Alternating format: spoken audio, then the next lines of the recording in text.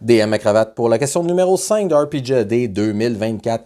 Et la question aujourd'hui était un peu alambiquée. C'était un livre bien écrit, un livre avec une belle plume. Je vais utiliser peut-être un peu plus que ça. On va aller dans GURPS. GURPS a été mon deuxième système préféré, puis il sortait des super beaux livres qui étaient des suppléments, qui donnaient des informations historiques sur comment les adapter à ta campagne de GURPS. Donc, il y a peu de règles là-dedans, en fait, il n'y en a presque pas. C'est beaucoup plus des informations sur des moments historiques et comment les adapter dans le jeu. Donc, tu sais, par exemple, si j'ai, comme je vous ai montré, GURPS Rome impérial, GURPS Grèce avec les dieux et les héros, GURPS Égypte, et on a GURPS Japon. Il y en a d'autres, il y a GURPS Viking, il y a GURPS Celtique, il y a un paquet de trucs vraiment cool.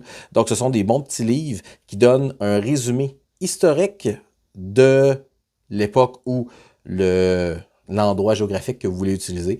Puis, il l'adapte autant dans l'histoire, aujourd'hui, si vous voulez faire des explorateurs.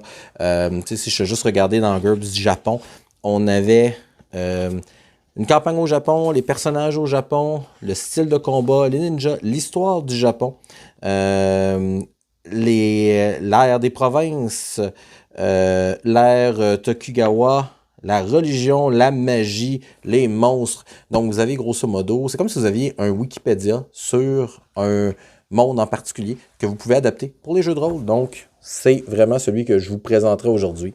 Et on se revoit demain pour la question numéro 6.